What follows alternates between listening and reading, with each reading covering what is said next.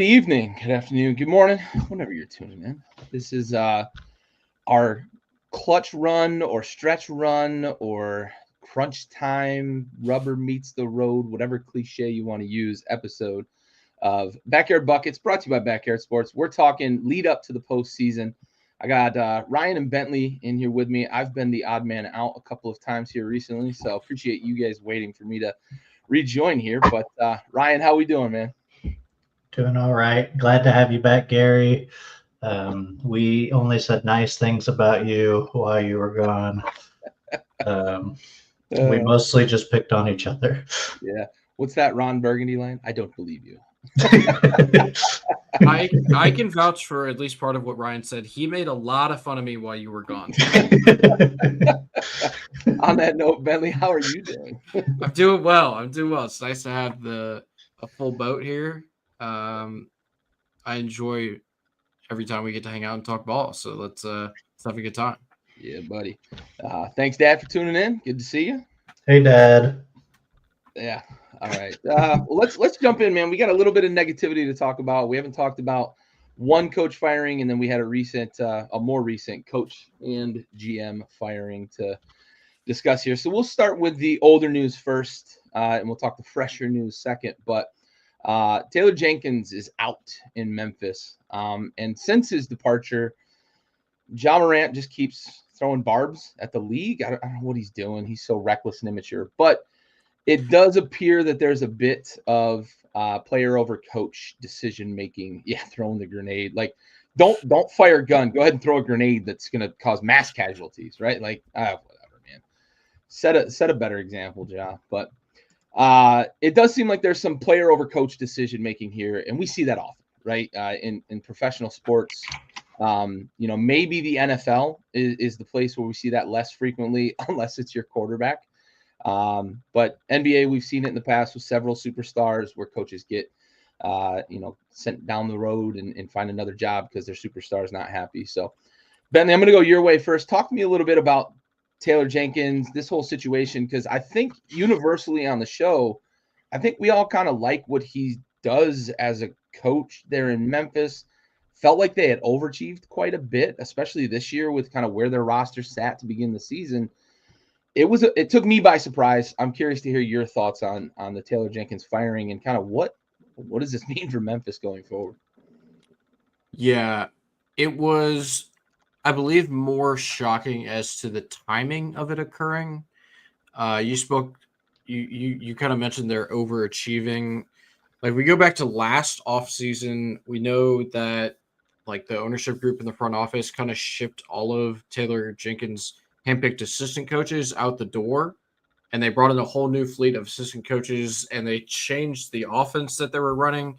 I believe at one point throughout the season this year, about the midway mark, they were the least pick and roll heavy, or had the lowest usage rate of pick and rolls in the entire NBA, as opposed to when Ja was a rookie and like his second year when he made All-NBA, and because he came in with Taylor Jenkins, it was first year head coach, at least in Memphis, and a rookie superstar there. And so with this new assistant coaching regime that they brought in, like I said, lowest usage rate of the high pick and roll ball screen action. Sorry, I've talked for 1,000 hours today. My brain is a little bit mush, but I'm working through it.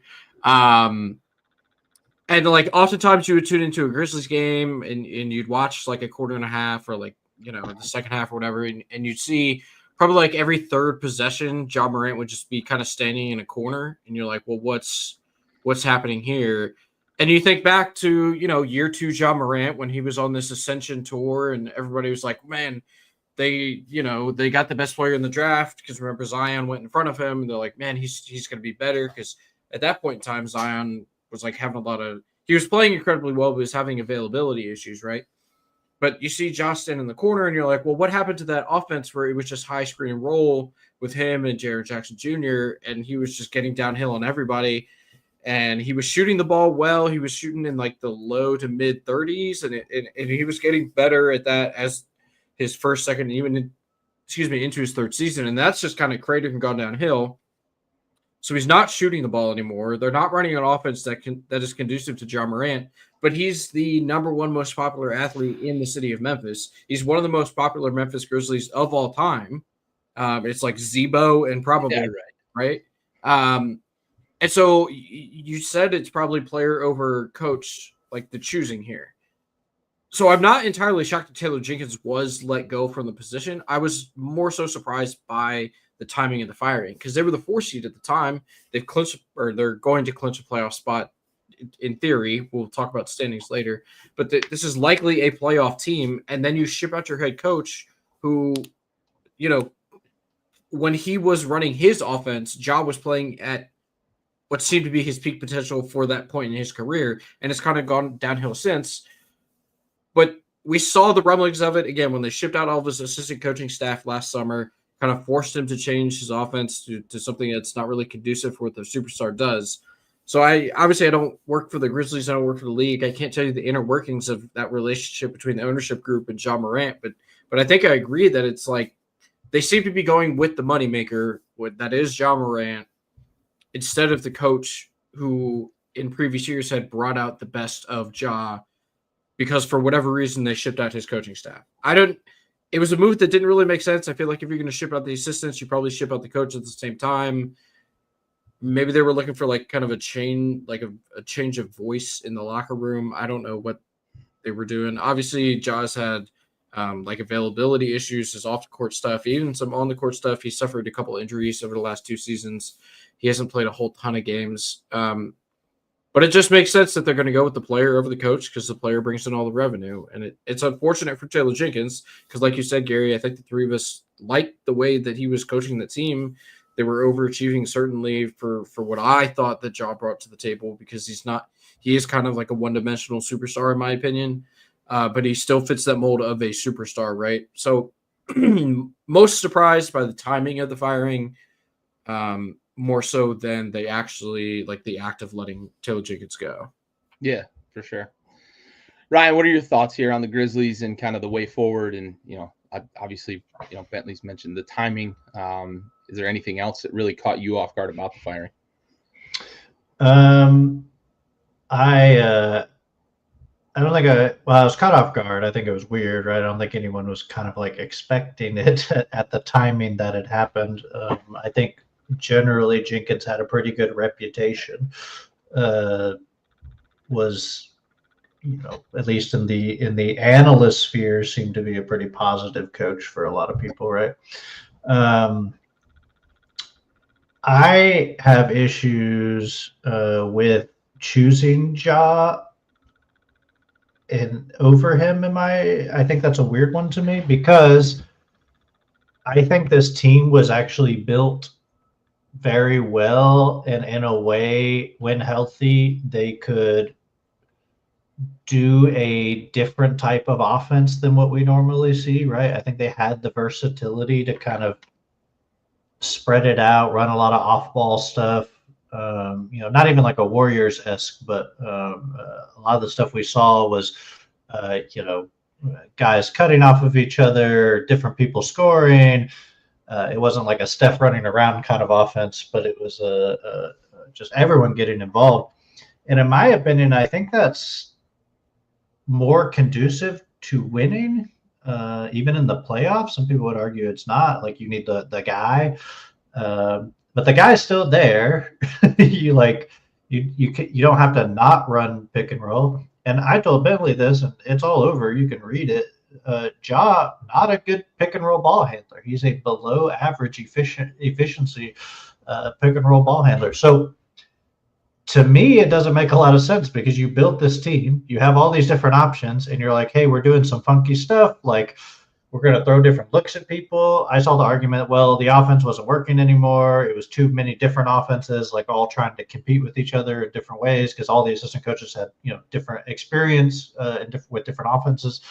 And I get that. Like, if you're like, we need a vision and Jenkins is not providing it and the assistant coaches are fighting, so let's just get rid of those and make one of them like the guy.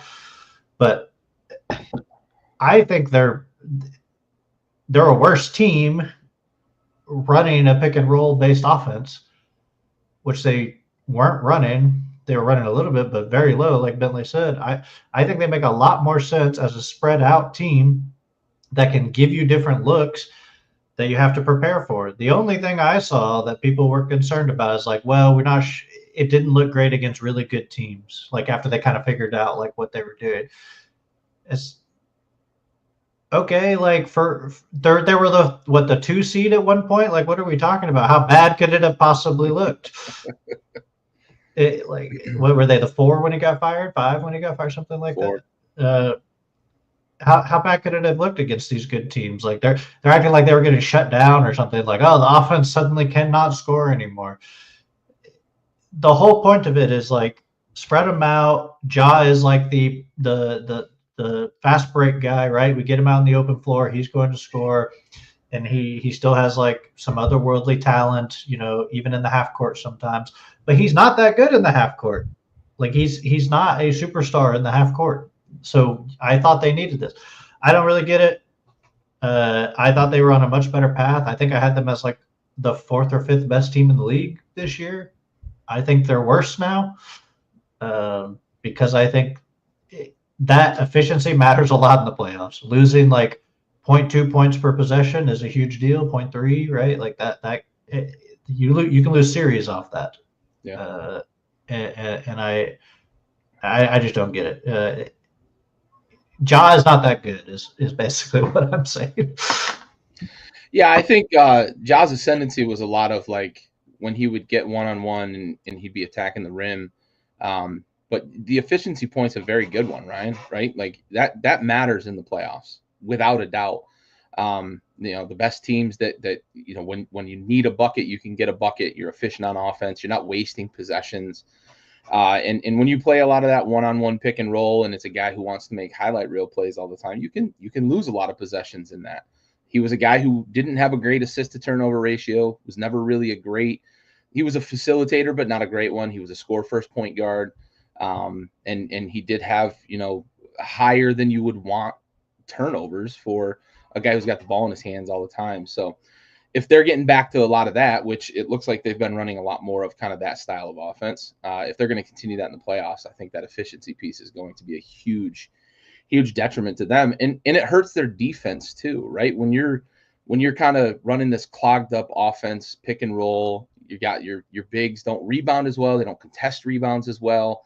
A guy like, Triple J being at the top of the key on a pick and roll, he's a guy who you want near the rim getting offensive rebounds or at least contesting, and that slows down the break and stuff like that. So there's second and third order effects to those sorts of things as well when you're really inefficient on offense. Any last thoughts, Bentley? Anything on Memphis that popped up while Ryan was talking? I'm excuse me. I'm trying to look up, and I'm not subscribed to StatMuse, so I can't, of course, see this stat. But I was trying to find their record against teams over 500 since the All-Star break, and I remember this being a topic whenever Taylor was fired, and it was like making the rounds on all the podcasts and whatnot. And I believe, if I remember this correctly, they had 2 wins against teams above 500 post All-Star break this year before Taylor Jenkins was fired. So it's like, to Ryan's point, how bad can that offense look against good teams? Well, if you just don't beat good teams and all you do is kind of beat these bottom feeders, and especially in the second half of the season when we see teams shut it down, also shout out Kyle Filipowski just eating against these bottom feeding teams, 30-15 last night for the Utah Jazz. First rookie. Got to get the Duke reference in. First rookie in Jazz history. That's NBA history, man. First rookie in Jazz history to have 30 points and 15 rebounds in a regular season game. Like, it is amazing that he ended up in the state of Utah. It is very ironic. But yeah, to Ryan's point, how bad can it look? How bad can their offense look against good teams? Well, if I'm remembering correctly, and I think that I am, 2 wins against teams above 500 in the Western Conference.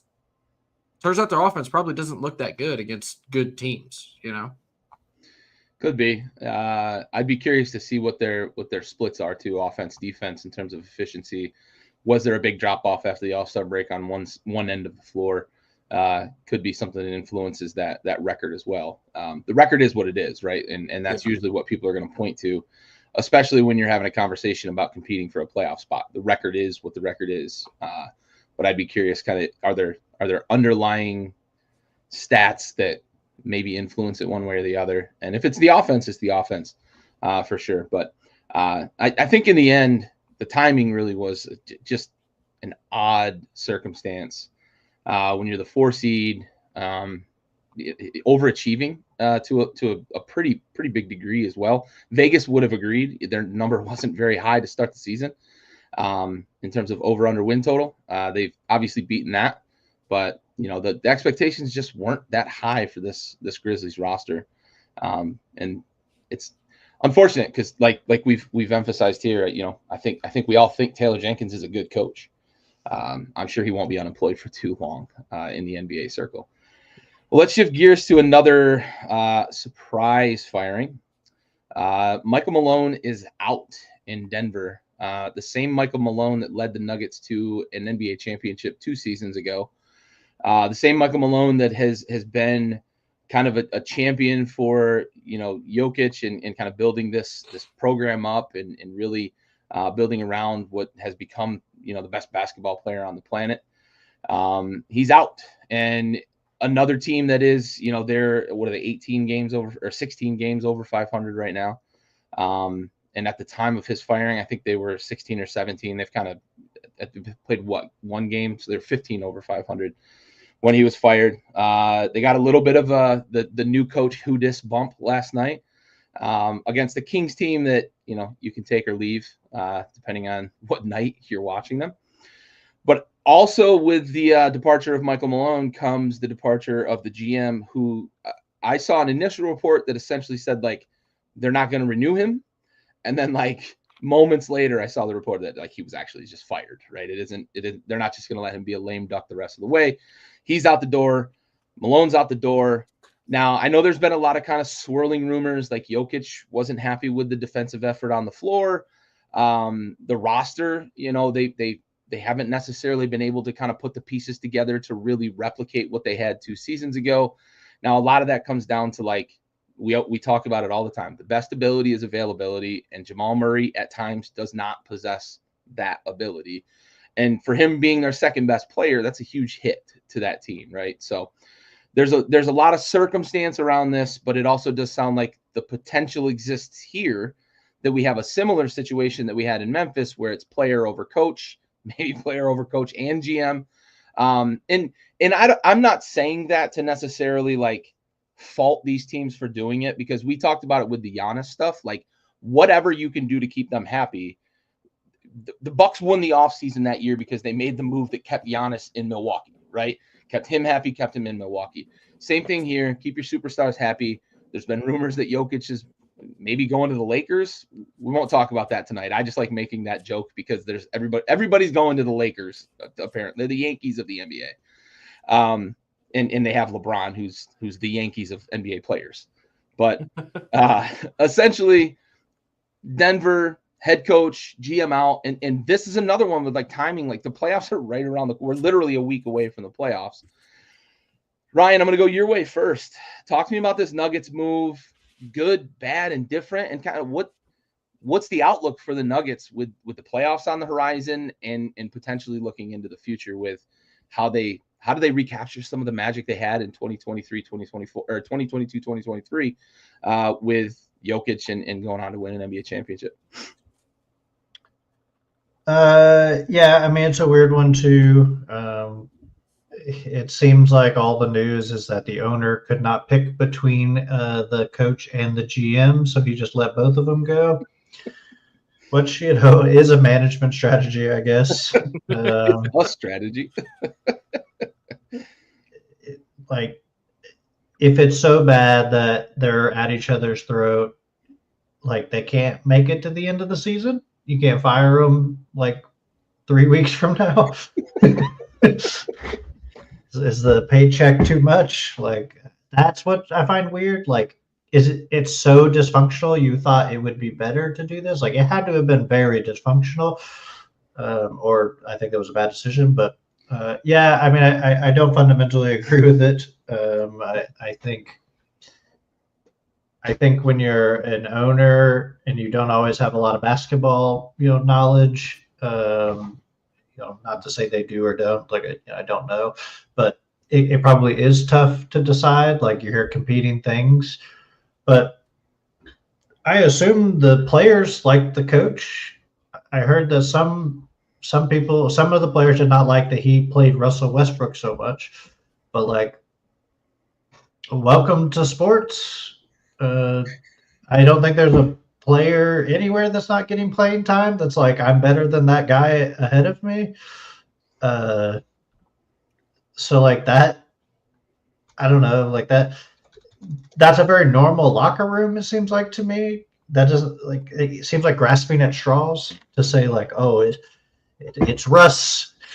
It's his love for Russ. He just really stunting the growth of our third string point guard. Like we would win so many more games if the third string point guard did it. And I get Russ has made some mistakes. He missed that layup and then fouled the guy on a three, like basically right before Malone got fired, and they end up losing that game. So maybe it's just like recency, like, oh, that was really bad. Why do you like Russ so much? But like, I don't get it. I mean, fundamentally, what is the measure of success as a coach, right? Like, if I'm hiring a coach with my billions of dollars, what am I measuring success at, right? Like, I'm giving him here's what I want, right? If you're the Wizards coach, it might be like, hey, your job is to like develop these guys and help them learn basketball. If and you're make sure our lottery odds stay good. Yeah. Every coach has got slightly different job, right? Like, but for Malone, it's like, hey, you have arguably one of the best players in the world. Keep him as that, which he's done, right? Still, at worst, he's the second best player this year. Like, if you have if that's your assessment of it, be in competition to win a championship. I think they still are in that, and I think they have been even since they won the championship. What else do you want? Like, I don't like that. They have everything you want. I can see the GM having issues. Like, if I'm Michael Malone, I might be like, hey, you didn't really help the team out too much in the trade deadline. Like, I got to deal with like all these issues. Like, don't blame me. And that's probably kind of where that comes from. But what else does Michael Malone need to do to be like, yeah, you did, how do you get a passing score is my point. Like, how do you keep your job? Well, look at it this way. Like, since 2018-19, his win percentage has been over 600 all but one season.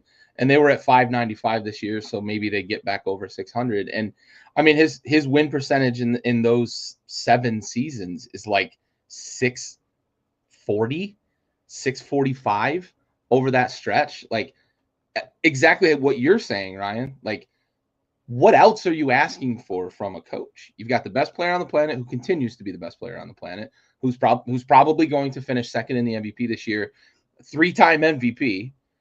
Could potentially have been a 4-time back-to-back and maybe 5-time back-to-back, right? He just continues to be the best player on the planet.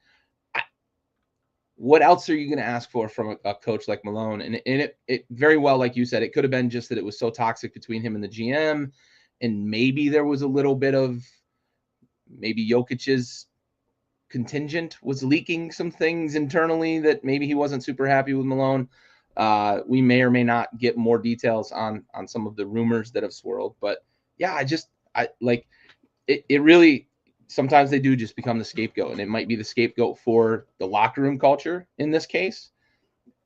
I don't know. Bentley, let's go your way. What was the worst kept secret in the NBA that the GM, whose name is escaping me because he was that bad as GM, and Michael Malone just don't talk? Like, they don't correspond at all. It's been that way for the better part of a year and a half. If I, as somebody very far removed from the NBA, know that that's the relationship in that front office, like, everybody knows that that's the relationship. You know what I mean? Everybody associated in that group.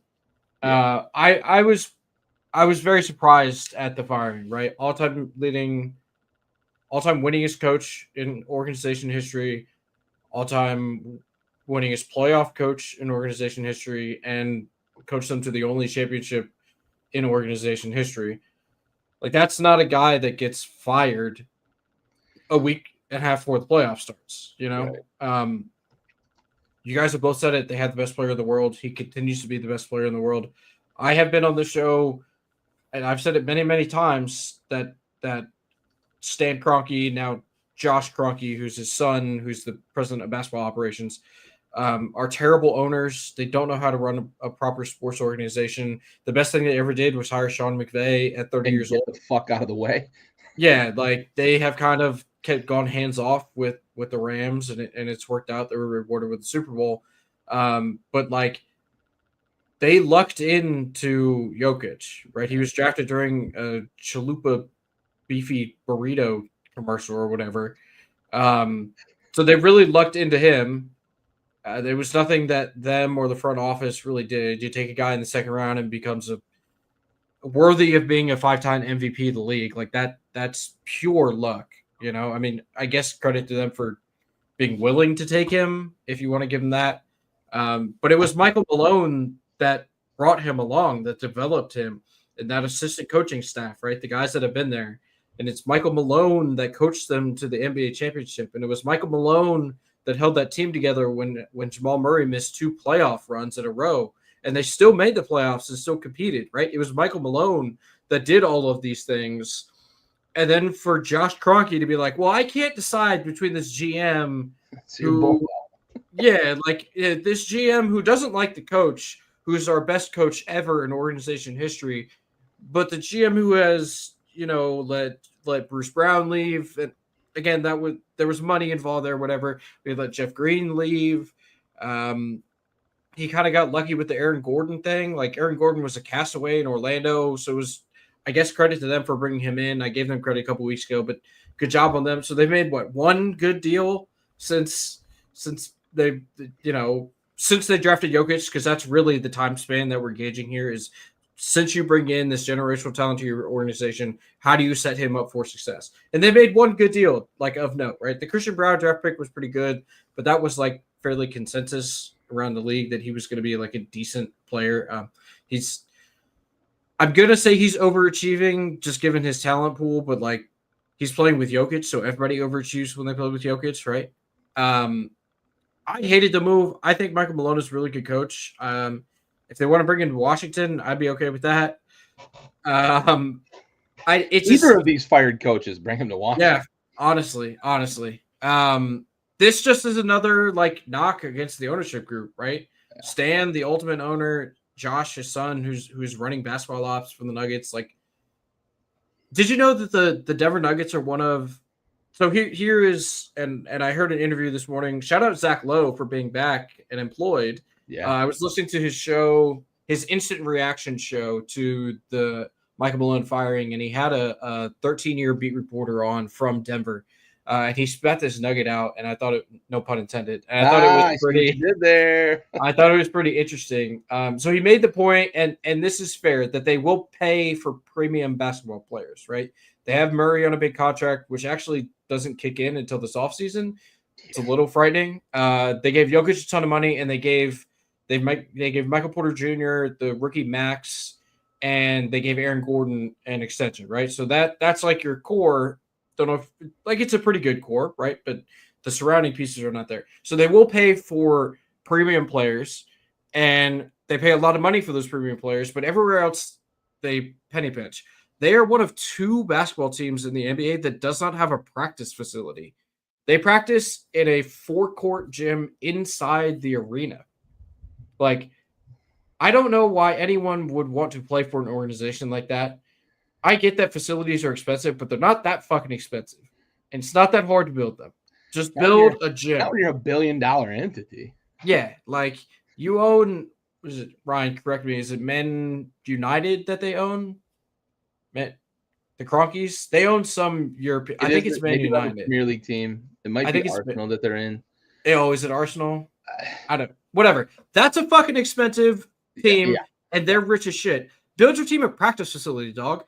Go into the second apron. This is We see Boston is doing it. The Lakers are going to end up doing it.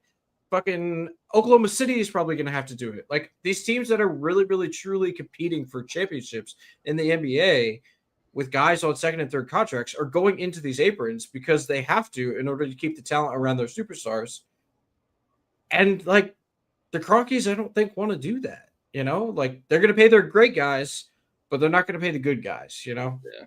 So I went off on a tangent about the Cronkies, but I was very surprised by the Mike Malone firing. It sucks for him. It sucks for Jokic. I have no idea what this team is going to look like next season. Is Jamal Murray going to be on the move? What could they get back for Jamal Murray? Like, is Jokic going to want to be out the door because his like one and only NBA coach was fired? Like, I don't know what's going to happen in Denver. Chances are it'll just be the same players with the new coach, but like anything is on the table at this point, in my opinion. The ownership group is crazy, and they should have kept Michael Malone and just got him a new GM. Yeah, it is Arsenal. It is Arsenal. Yeah. Can I add one thing? Yeah, I was gonna come back to you because I know I sort of jumped in on something. And no, you're fine. But back to you, Ryan. I'm used to your disrespect. Good to be back. I want to add that Michael Malone went through one of the toughest experiences you can go through, and that's people not knowing your name. People called him Mike Malone for so long, and it's Michael, and he still won a championship. Think about that. People call you by your wrong name, very offensive. Names mean a lot of things. So I just want to highlight that. Carl or Moses, I guess. Yeah, that's Moses true. would be fine. Yeah, I think he'd be okay Fair. with Moses. Yeah. Maybe. Carl's not a great human being, but I'm just throwing that out that the struggle was real with him, and he was able to get through it. But apparently the GM arguing with him was a bridge too far. Probably called him Mike one too many times. Might have called. Any other thoughts here as we close out on this topic, Ryan? Nope. It is kind of fun to say that they're in a post Malone era, though. Yeah, I heard that dropped on one of the, I think it was Malika that dropped it on NBA. What is she on? NBA Live or whatever it is on ESPN. She dropped it, and I was like, I respect that. You have to. White Iverson, baby, get him in the building. Yeah. Is he into basketball still, or is he like baseball now or something with the country music? He's a Cowboys fan. NASCAR. Oh yeah, NASCAR. He's like, turn left, baby. Who cares about basketball? Jeff Gordon. Yeah, racing, horse racing. Post Malone should buy the Denver Nuggets. I don't think he has that kind of money, but yeah. One day. Got plenty of it, but not that kind of cash. Yeah.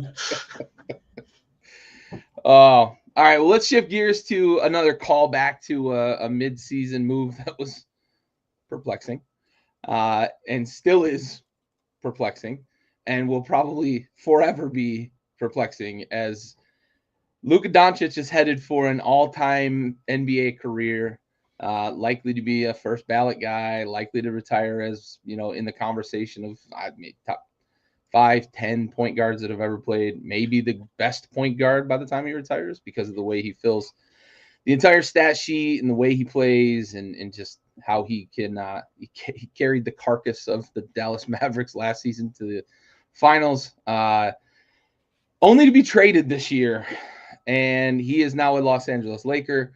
And the Lakers were back in Dallas the other night, and hell of a tribute before the game. I'll give Dallas their flowers on that they didn't miss the opportunity to show appreciation. Hearing the fans, you could hear on the hot mics, the courtside mics, you could hear the fans yelling things like, "We love you, Luka. We'll always love you. Miss you," those sorts of things. And Luka was literally brought to tears. Apparently, they were cutting onions at courtside, but you can tell that there's still that attachment. It's where he grew up in the NBA, and I don't know that he ever really wanted to leave Dallas from his reaction. So, but he was back in town the other night, and after the tribute, he hangs 45 on the Lakers. And Bentley gave us a couple of stats in our previous conversations, but those were not the most intriguing stats of the evening. So I'm going to go his way first on this topic. Give us the stat of the day, and then talk to me about Luka returning to Dallas. Yeah, so the coolest stat that comes out of that game, Luka, a quick backstory, I probably told this before. I watched Luka play, I think it was after like his third game in the NBA. I called my dad, which is not something I do super often. A terrible son, whatever. But I called him because my dad's the one who got me into basketball. He loves ball, all this stuff. And I said, Dad, have you seen this Luka Doncic kid?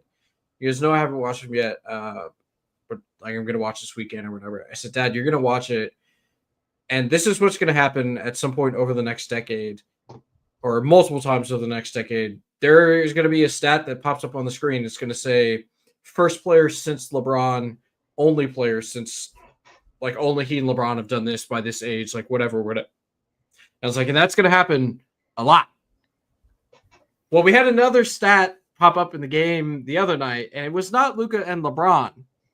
It was Luka and Wilt Chamberlain, who, for those who do not know, played in the 1960s in the NBA. Or I guess, Ryan, ABA, NBA? I don't know. You're the historian here. NBA, yep. Yeah, nailed it. 1959 to 1974. All right, now you're just showing off. So the stat goes, he and Wilt are the only players in the NBA to score 45 points both for and against the same team in the same season. So Luka previously this season scored 45 points for the Dallas Mavericks. And then in this game against the Mavericks in Dallas, he scored 45 points as a Laker. So only he and Wilt have played games in the same season on two opposing teams with having scored 45 points for those respective teams. And Wilt did not do it against his former team, actually. Wilt did it against the Cincinnati Royals and not against the Warriors. But Luka going back to Dallas, I'll move on to the game now. Very, very, very good tribute, Gary. I would love nothing more in life than to have a player play for my favorite team and like be worthy of a tribute video like that. I could only imagine what it's like. Obviously, like the pain aside from him leaving, to like have that fresh wound reopened, to him coming back and having to sit through that tribute video and be like, man, like, because I think it's fucking awesome what he did in Dallas, and I'm not even a Dallas fan. Like, it's so cool to see the things that he was able to accomplish there, taking them to a finals, all NBA 5 years in a row. Like, it's just truly incredible stuff. And he put everything on display in that game, man. Like, he controlled that game from start to finish. 45. I don't even know that, like, you know how there's games you watch in the NBA and you're like, man, this guy's trying to get buckets. Like, he's going out there and he's looking to score the ball. Luka, his points just kind of came to him like in the flow of the offense. Lakers dominated the offensive glass, I should say. There were just grabbing rebounds left and right, which is crazy because they were outsized. Like, all of the centers are back for Dallas. They just weren't able to rebound. At least in the stretches of game that I was watching. I was doing a couple things as I was watching the game, but for the majority of the time that I was watching, I was impressed by how well the Lakers were offensive rebounding the ball. And just everything worked for Luka, man. Like, he was dishing it, and he obviously got his points. So it was very cool to see him go back to, I would say the house that he built, but Dirk built that house.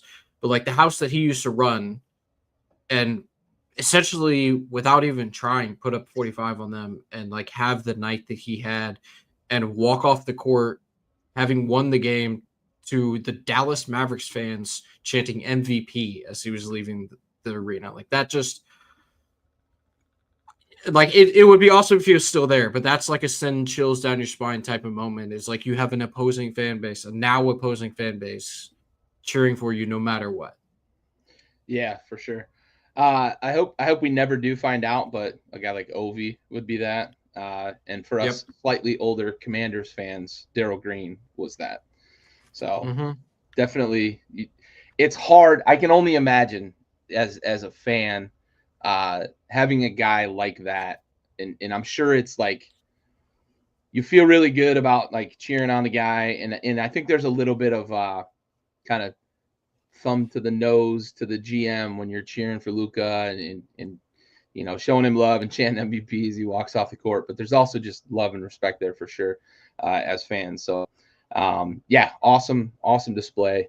Awesome display by him, but also awesome display by the fans for sure.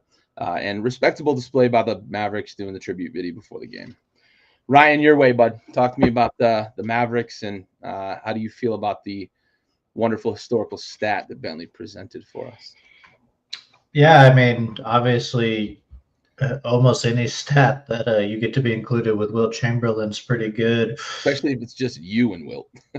Yeah, I mean, Wilt generally bent the record book and will never be bent again in that way unless they change all the rules.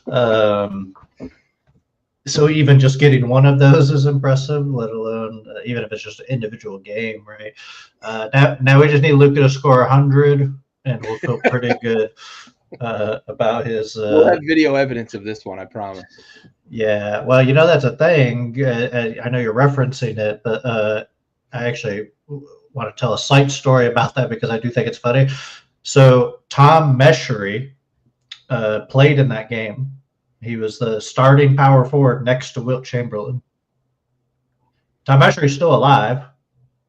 He's in his 80s. His daughter is a high school teacher.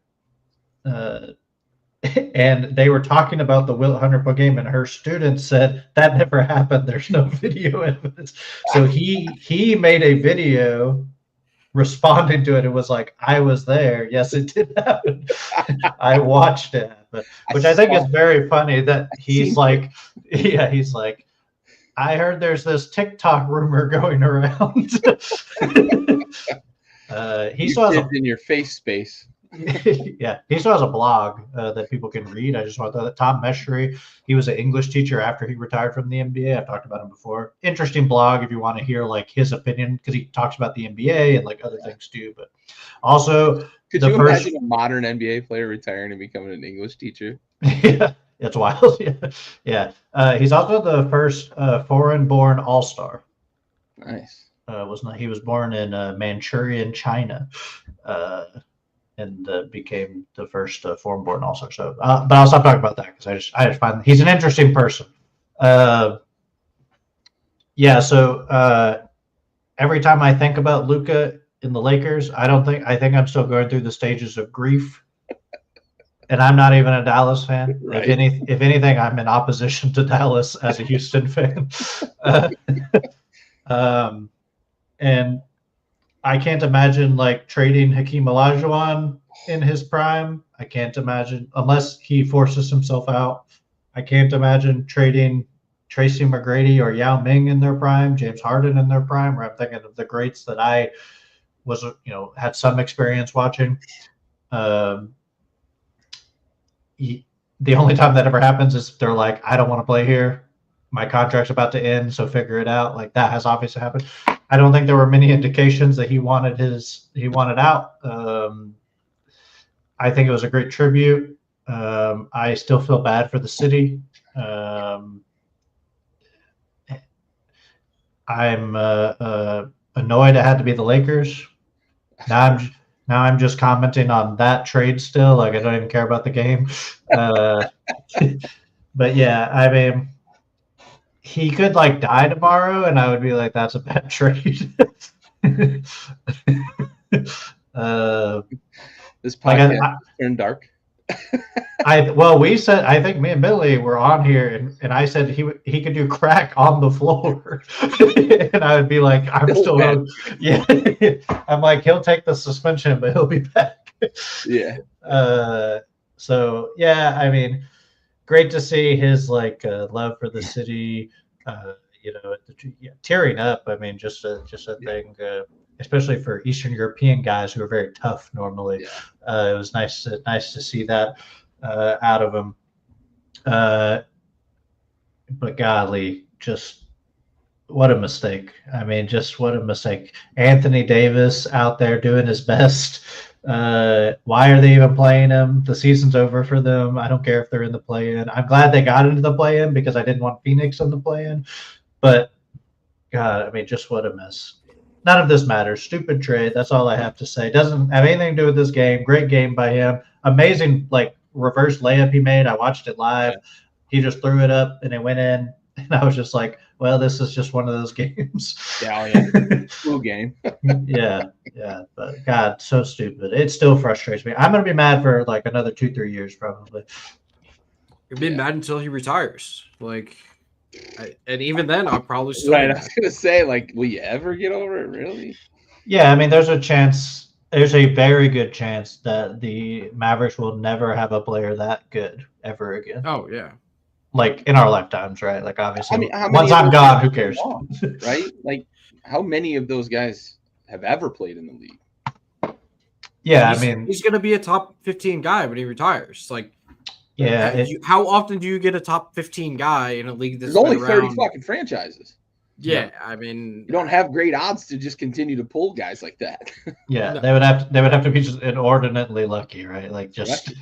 Guy would have to fall into their laps, kind of like a Jokic thing would have to happen, probably. At least, and they were lucky to get him in the first place. They were lucky to keep him. Yeah. Yep. Oh, you're talking Doncic with the trade. Yeah, I'm saying Dallas was lucky to get him because Trae Young and Marvin Bagley went in front of him. Yeah, battle those organizations. Idiots, essentially. Yeah. I don't know that draft. What's that? Marvin Bagley, that second bounce. Still got it. Second bounce. Yeah, he was traded for Trae Young, which worked out for both teams to some extent. Atlanta has not. If the Hawks had a do-over, they would tear up that trade card. Well, yeah, of course, but now they're the winner of the trade. So all this time, now we go back. We say committed Atlanta player now. I have a sneaky suspicion Atlanta's not trading Doncic to the Lakers. I think Dallas trading Doncic back for Trae Young today, if it would have been a better trade. Yeah, maybe. I could have got like 2 firsts in Trae Young. At least he's like young-ish. Yeah. Oh, good Lord. All right. Onward, upward. So we're going to shift gears a little bit, and we're going to talk Eastern Conference playoff matchups because conveniently for us, with a handful, I think the most a team has left is like 4 games to play. The East is pretty much locked in with the exception of Boston and Cleveland, who are the 2 and 1 seeds respectively. They have options of who they'll play. Boston gets, the higher of the teams that play in the play-in, and then Cleveland gets the lower of the teams that play in the play-in game. But with the 3 through 6 matchups locked in. So we're going to talk about what those matchups look like, and we're going to give we'll call it mildly way too early pick for who's going to win each series. So we'll start with the 3-6 matchup. New York Knicks currently sit at 50-29. We anticipate that's likely going to stay pretty well set. Indiana needs the Knicks to completely lose out, and the Pacers would need to win out in order for that to flip-flop. However, as it sits right now, New York, Detroit as the 6th seed at 43-36.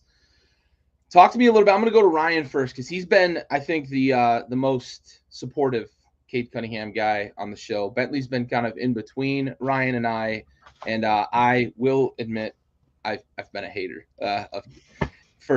As the kids say, I've been a hater on Cade Cunningham.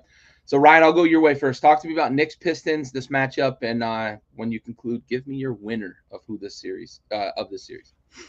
Well, they're playing right now as we speak. Not in the playoffs, but Pistons are down 11. I think the Knicks will beat them in that series. But I think it's really good for Detroit to get to play in Madison Square Garden in the playoffs. I think that's big for them. It'll be a coming out party for a lot of that team. A lot of people probably haven't paid attention to them in quite some time. It hasn't been hard to ignore them. Yeah, they've had pieces, right? But injuries and just so many problems the last couple of years. But really, just like staying pretty healthy was pretty beneficial for them. I think Cade Cunningham's going to show a lot of people kind of what he has, especially if he can do it against a guy like OG Anunoby, right? Who I expect to guard him a lot of the games. I also kind of expect Jalen Brunson to go at Cade to kind of force him to play some defense. But yeah, I mean, I think that's going to be good. I think a guy like Asar Thompson, right? We're going to see like how good of a defender Asar is and how athletic he is. I think they'll probably take 2 games. That would be my guess. I think it's a 6-game series. I think the Knicks will win it, but just because the offense is so good, they can just outscore you. And the Pistons will have some times where they can't score the ball, no matter how bad Knicks defense is. Their half court is not always amazing, right? But I think we're going to have like a 25, 8-8 game from Cade, and people are going to be like, oh wow, like that's legit on OG Anunoby. Like that's a real guy.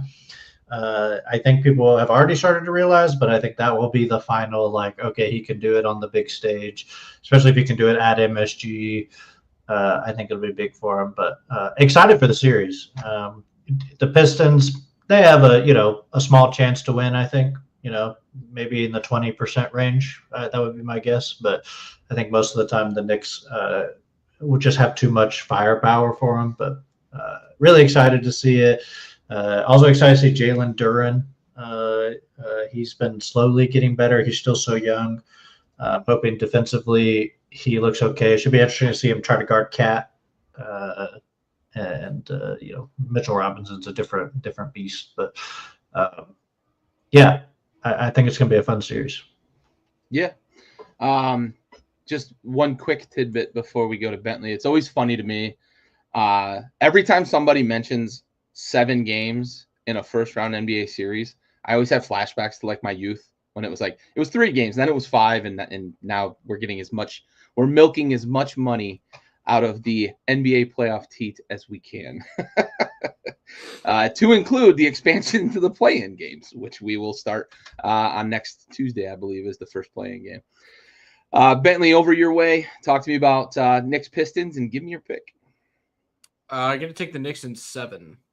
I think Detroit is far scrappier, and they're just a tougher team than are the Knicks, which is wild because it's a Tom Thibodeau team. Their offense is really, really good in New York. Ryan said he thinks that Brunson is going to go at Cade. I don't think Cade guards Brunson in that series. Obviously, they can. Today's NBA, you can get a switch wherever you want, but I don't think that Cade starts possessions as the primary ball defender.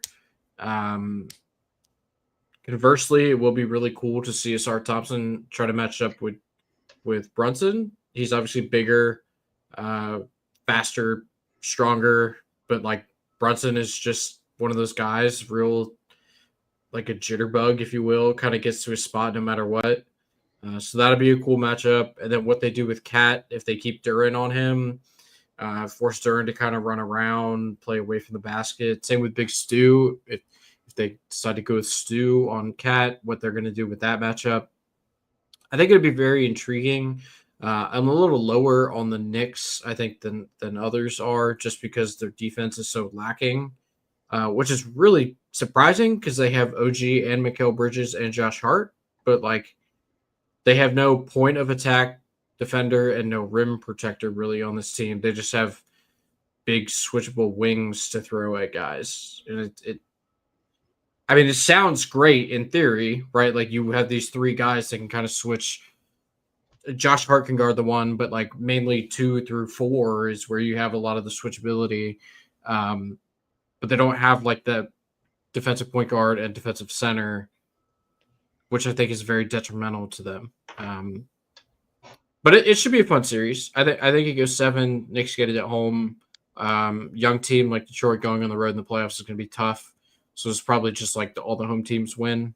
Because the Palace at Auburn Hills is no cakewalk, man. Like we the three of us are old enough to remember when that place was rocking in the playoffs. Like that place gets loud, it gets raucous, and this team embodies the Bad Boy Pistons all over again, right? In the modern version of the Bad Boy Pistons. And starts with Stu. Yeah, for sure. I'm a little more bullish on the Knicks in this series. I think it's mostly because of the youthful inexperience in the playoffs. I'm gonna go Knicks in 5. I think the Pistons get one at home. I think the Garden environment early on in the series is going to be a bit much for this young team. I think, as Ryan said, like specifically, the experience in the Garden is going to be great for this team. I think it's one of those series you look at 3 years from now. If the Pistons continue on this trajectory in their winning playoff series, you look back at this and you say, yep, they cut their teeth here. Hostile environment in the Garden. I think this is a great throwback rivalry style game because we all remember the Bad Boy Pistons and the Ewing Knicks and how that rivalry, played out in the East.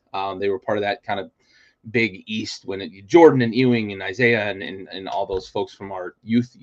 Maybe I'm aging myself a little more than you guys, but but I like this matchup. I like this matchup for I like this matchup for the Pistons for the reasons Ryan said. I do think that these games are all very competitive. I just think that the experience of the Knicks in the playoffs is going to give them an advantage down the stretch in tight games. And I think we see Knicks in 5, but it's not a series that they're going to come out of this and say we dominated the Pistons. So for me, it's like winning close games, but I think they're going to win 4 out of 5 here against the Pistons.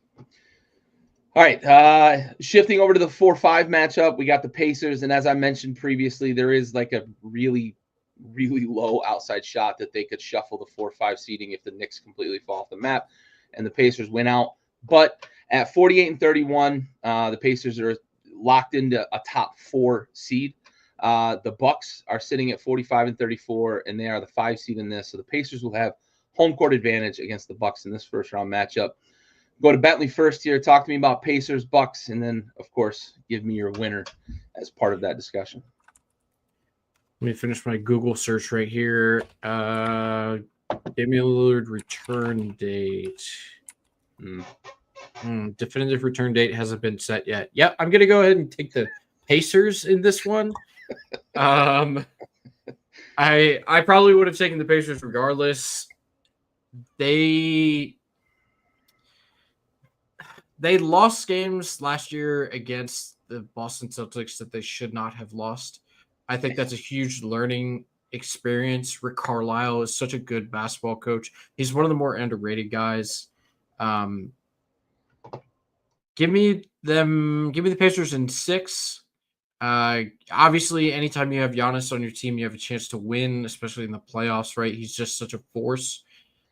I don't know that Kyle Kuzma is ready to be the number 2 option on a playoff team. Something about watching him play basketball has told me that that's not in his future. Maybe I don't know anything about ball. I could be totally wrong here. But a team that's spearheaded by Giannis, followed up by Kuzma, doesn't seem like a winning basketball team in the playoffs. And Doc Rivers is still the coach there. So I'm going to pick Rick Carlisle over Doc Rivers every single time. So I'll say 6. I think Giannis just has like an overpowering game, gets him a win. And I think the Pacers probably have an underwhelming performance at least once and drop another game. So I'll go Pacers in 6. All right. Ryan, what are your thoughts on this series? Yeah, I mean, I generally agree with what Bentley's saying. I think there's an argument even with Dame. It might be tough. Giannis can win a series on his own, in my opinion, right? He could have an otherworldly series, especially against an Indiana defense that is not great. They have their moments. It's hard to even call it a defense. Yeah, they have their moments, right? Like a lot of playmaking defense type stuff, but not great. I think they have a lot of offensive versatility. Halliburton is not the guy he was when he was in the MVP season, but still had a great year. He's like 19-9, I think, on the year. I just think too much firepower from Indiana against Milwaukee. But I'm going to say it goes 6 games. I think Giannis will probably win some games on his own. But Pascal Siakam will counter him in a lot of those games, at least production-wise. It'll just be too much for them to cover, and I don't think we'll get enough scoring probably. We might be looking at the death blow of the Milwaukee, dynasty, I guess, because they've been a competitive team for a long time. But we might be getting close. Brook Lopez is old. Dame's old, still got it, but like old and like losing it as we go. Brook Lopez has been fighting off Father Time for a while. Yeah, and I just Giannis wants to be there, but could they win this series? Yes. Like I think like I said, he can win a series on his own, but that's the cap I think for them. I don't think they can go past that point. I think Indiana has a chance for a conference finals run, hypothetically, get a little lucky. I don't think Milwaukee has that in them. Could they beat Indiana? Yes, but that's the ceiling. Yeah.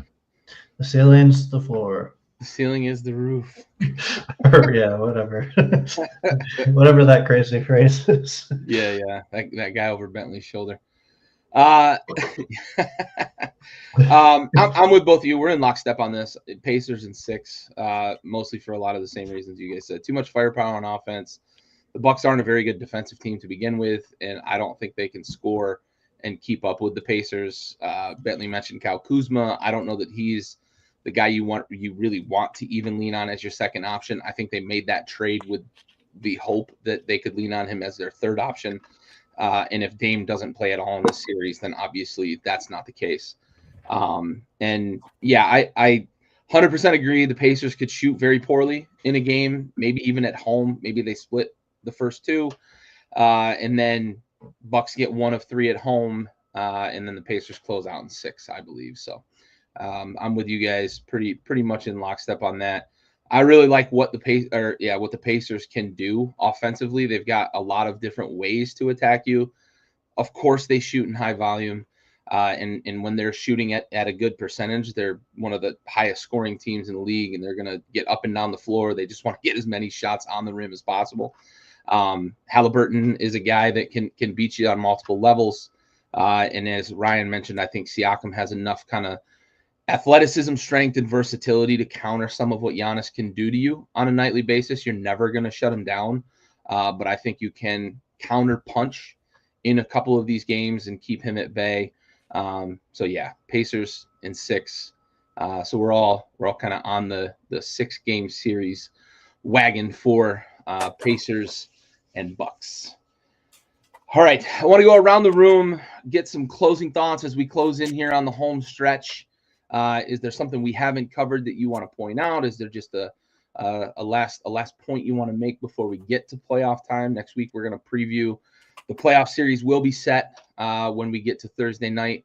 The playing games will have been played, and we will know who is going to be, playing who in the playoffs on both sides of the bracket. But is there something you want to shout out? Maybe a last minute tidbit here, Ryan. I'll go to you first. Nothing I want to shout out. I think I told you all today. I'll talk about my home team because we didn't get to, so we have to go to a show where I do talk about them. But I was one of the only 3 of us to take the under on their win total this year, which they smashed. I believe they're up 11 over it already. It's double digits. Yeah. Yeah. I think it was 500. I think it was 41 and 41 was their over under, the one we used. Smashed it. I just want to give them a lot of credit in a very tough West. They beat the teams they had to beat. They beat enough of the good teams to lock in a 2 seed. So I want to give them a lot of credit. I think people, I always say this, should watch them play. I tell this to all the people who are like, I hate the modern NBA. All they do is shoot threes. Well, watch a team that can't make them. That's still good. That's still a good team. They got like 2 guys that are like halfway decent at it, and everyone else is on the struggle bus most of the time. Well played. And they've got Timu Jokic. Yep. De'Aaron Fox says maybe the best athlete ever in NBA history on the team with Amen Thompson. Mm-hmm. That's what he said on a podcast recently, which I watch Amen Thompson, and I could see the argument. He's probably in the ballpark somewhere. He's a freak, kind of an X factor, I think, in any series they play in, right? Like, how well does he play? Şengün, has a lot of traditional big stuff. He passes the ball well. Like you said, kind of a very small Jokic with a little, different skill set, but some similar stats. Fred VanVleet, the wily veteran, is out there. You got Tari Eason, is a kind of an Amen Thompson, less athletic version, but playmaker on defense. I just think it's going to be a fun thing to watch. I'm happy to have them back in the playoffs. It's a great franchise. It's a great historical franchise, and hopefully we don't lose in the first round, because that would be embarrassing. For sure. The reverse hex worked. Just putting it out there. Well played, Ryan. You did good. Bentley, your way. Any closing thoughts here? I have a couple. One basketball related, one not basketball related. So we'll go basketball first. Just big shout outs to the Chicago Bulls and Sacramento Kings for punching their ticket to the DeMar DeRozan Annual Invitational, also known as the play-in tournament. I believe every year since it's been implemented, DeMar DeRozan has played in this expanded playoff format. Previously in Chicago and now in Sacramento, but it will forever, in my mind, be the DeMar DeRozan Invitational. A chance to lose in the first round to either the 1 or the 2 seed. So shout out to those guys. Yeah. Sure. They're also, along with the end of the NBA season, it signifies one of the greatest sporting events in U.S., really in the global landscape. The Masters is occurring as well. I guess not as we speak, because it's over. It's a little dark in Georgia right now. Yeah, a little bit. But just real quick shout out to the one and only Nick Dunlap. He went out there and shot 18 over. He scored a 90 today coming into the clubhouse. So, for all of those people out there that think you cannot cut it on the PGA Tour or you cannot play at Augusta, never stop believing in yourself, because I just watched a man shoot a 90 today. One of us. One of us. One of us. Yeah. Those were my shout outs. Yeah, for sure. Oh, also, sorry. Another quick shout out to the production team for TNT, the Inside the NBA production team, because they did one of those pop the balloon dating shows with Charles Barkley when they were down in San Antonio for the Final Four, which whatever. It was okay. I shouldn't have said anything. That was stupid. You brought it up. I didn't. God damn it. I'm such an idiot. How'd that go? How'd the Final Four go? Anyway. We don't have to. Ryan and I are now 1-1 against each other in the NCAA tournament. That's all. And the worst part is that Ryan doesn't even care. That's what, Ryan doesn't care about college sports. He doesn't care. He's like, oh, I'm watching college basketball so that I can know about the guys that I get to watch in the NBA. And I'm like, I'm living and breathing with every pass they make for 40 minutes. And it's just, it's dumb and it's stupid, and sports are stupid and I hate them. I care. Let's be fair. I do care when my hometown team plays. You don't care, Ryan. You don't care. When Rice University wins the tournament next year, I will be Go there Owls. cheering. Go Owls, baby. When your 78-year-old head coach and his 24-year-old college basketball players make the tournament again next year, you don't get to talk about it. Hey, Houston's got a 5-star coming in. I don't know what that's like. Is this your first one? Your first 5-star? Yeah. We had Jarris Walker, I guess, but besides him, I don't know if you've heard of Hakeem Olajuwon, but he was a pretty big prospect. Wasn't allowed on the floor. Yeah, he had to. What are we doing? Yeah. But I care. It was a good Final Four, even though stupid. Each game was excited. It was dumb. The worst part is Florida had to win it, which I have been calling the Romanian prison of states. That's not my trademark, but I found it hilarious when I heard it, so I've just been calling it that ever since. Yeah. Sure, Speaking of Rice Owls, shout out Luke McCaffrey, Washington Commander wide receiver. Yeah. But not Ray Rice. We don't shout out Ray Rice. No. Get back to class. Stop playing sports. Go back to your engineering courses. I mean, if you go to Rice, you better go to class. Also, shout out to Rice because in our college football show last night, Gary, you mentioned Johnny Manziel being suspended for a half. Yes. It was against Rice. It was. And then he came out and threw for like 300 yards in the second half. Yep. Probably drank the whole first half. Well, obviously. It was Gatorade and vodka. So right. Exactly. Exactly. The midterms were coming up. Rice had to prepare. They're like, we got to get out of here. I will shout out Rice. Excellent educational institution. However, when that is your only A score in NCAA football, it's not easy to get recruits in. Not a lot of 5-stars give a shit about your educational reputation. Yeah, somehow Duke has convinced everybody that you can get a good education and also go to a good athletic school. So there is a way. Rice just has to let them know they don't have to go to school for the 1 year that they're at Rice.